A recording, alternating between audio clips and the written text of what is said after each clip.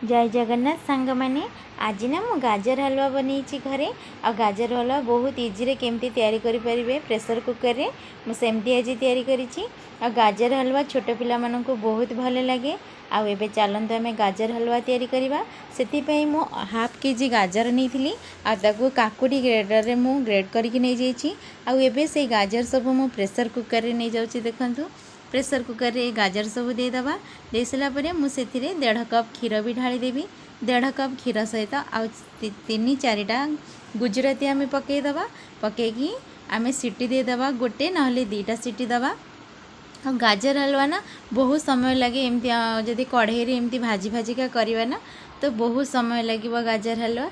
आ जदि pressure cooker रे करवा तो बहुत जल्दी हो आउ पिला माने जतबेले जिद्दी करेंगे ना आपण मैंने बहुत जल्दी गाजर हलवा करके दे पारिबे। आ एबे मु प्रेशर कुकर गैस रे लगे दोची सांग मैंने बहुत जल्दी सीटी पड़े आसो ए मीडियम फ्लेम रे आम बसेबा प्रेशर कुकर को आ 2टा सीटी आसिया को देबा 2टा नहले गोटे देले भी बहुत हो गोटे देके जदि 10 मिनिट छाड़ीदेवे तापर ढांकुणी खोलिबे प्रेशर कुकर रा नहले 2टा देके सांगे सांगे खोली पारिबे। मुझे गोटे सीटी देची गोटे सीटी देला परे मु ताको 10 मिनिट छाड़ीदेवी तापर प्रेशर कुकर ढक्कन खोलिकी देखिबा गाजर आमर केमिति हेची। आबे 10 मिनिट हो जाइतिला देखंतु मोर गाजर केमिति हेची। एबे मु ताको गोटे पैन ले ढाली नहीं जाउची गैस रे पैन बसई दबा आ एबे जो गाजर मु सिझे थिली क्षीर सहित ताकू पैन रे ढाली दबा पैन रे ढालिकी ताकू एमती आमे भाजी चलिबा बेसी समय लागिबा ना 15 मिनिट भितर क्षीर पूरा सुखीजिब गाजर पूरा क्षीर सहित पूरा मिसीजिब क्षीर सुखीजिब सेते पर्यंत आमे भाजीबा। आकु एमती करिबे ना आधा घंटा भितर 20 मिनिट आधा घंटा भितर आपणकर गाजर हलवा रेडी हो तेबे ठाकुर पाखे प्रसाद करिवार थिबो जदि गाजर हलवा तो एमती बनै देबे जल्दी हो जिवो।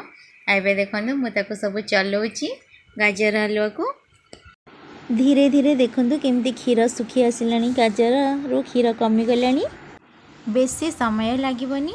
आउ एमती हमर 10-15 मिनिट भितर आम एमती ताको घांटी चलुवा चामच रे और धीरे धीरे सुखीजिव।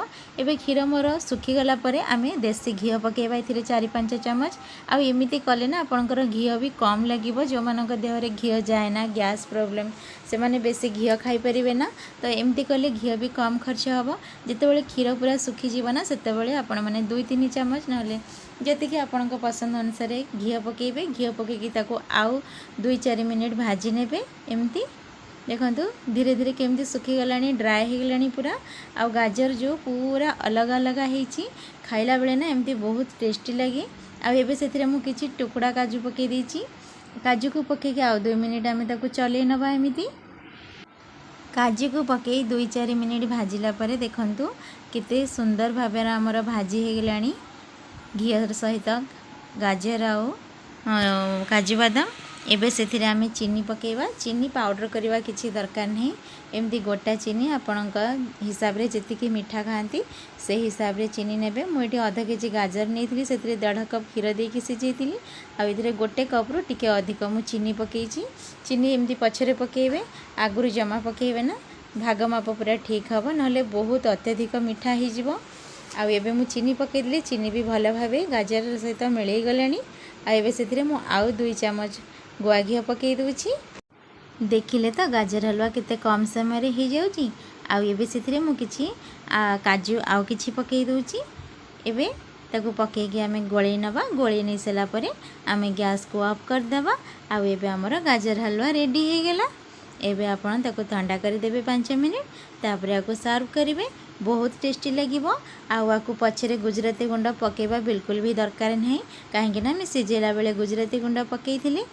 एमती थरे गाजर हलवा निश्चित करंतु जदि भले लगे ताले निश्चित चैनल को लाइक शेयर और सब्सक्राइब करंतु।